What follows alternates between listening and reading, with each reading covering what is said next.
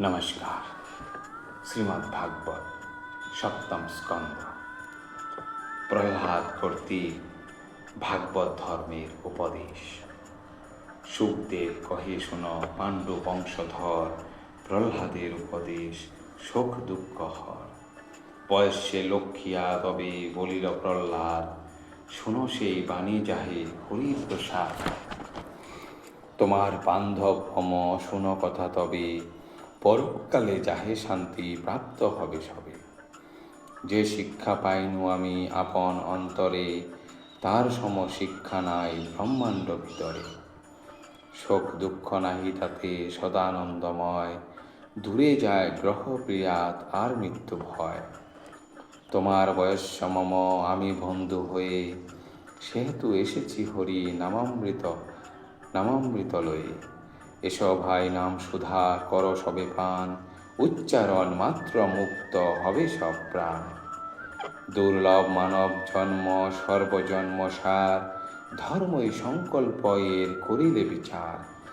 এতএব শোনো ভাই ধর্ম কর সার, হরি নাম কৃষ্ণ নাম বলো অনির্বাণ।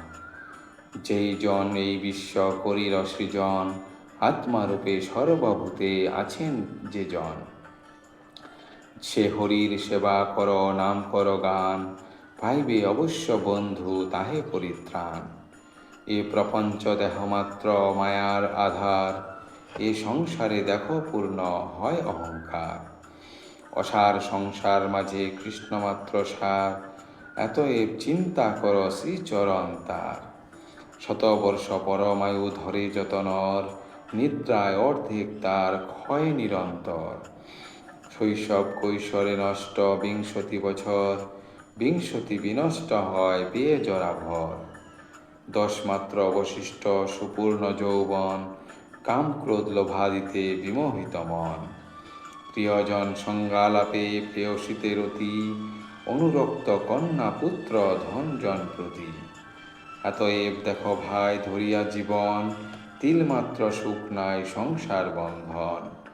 গুটি পোকা যথা গুটি করিয়া গঠন, আপনি গুটির মধ্যে থাকো এ বন্ধন।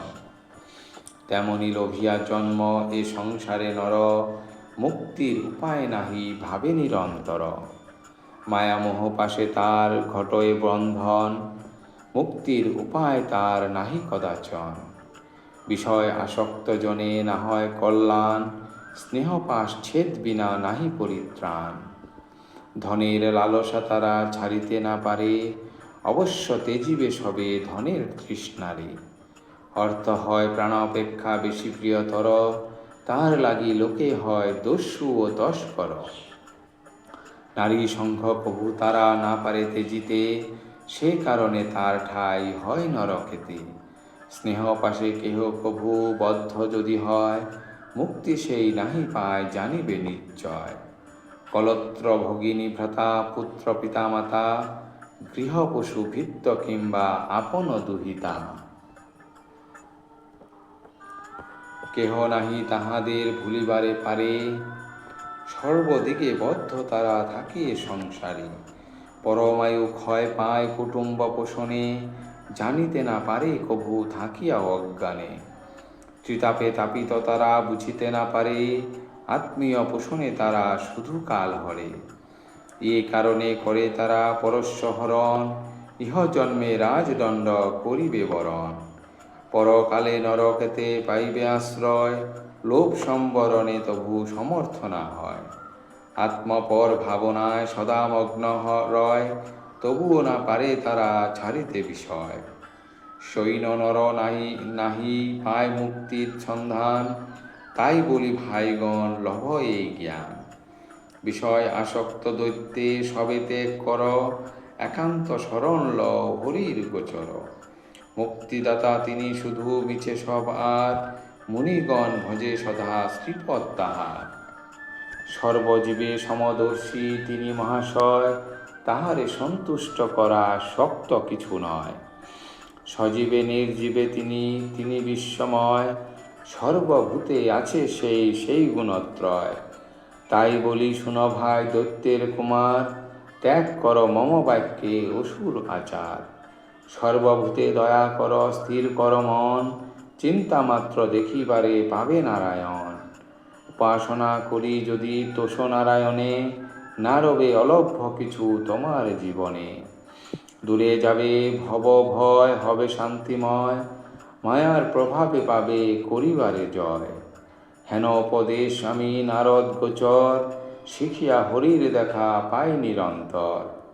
আপনারে ক্ষুদ্র বলি না ভাবিবে কভু, অনায়াসে পেতে পারো যিনি সেই বিভু। অর্জুনের সখা কৃষ্ণ দেবর্ষি নারদে, দিলেন দুর্লভ জ্ঞান তার পরিষদে। ভগবানে ভক্ত যারা যদি ক্ষুদ্র হয়, তবুও পাইবে জ্ঞান জানিবে নিশ্চয়।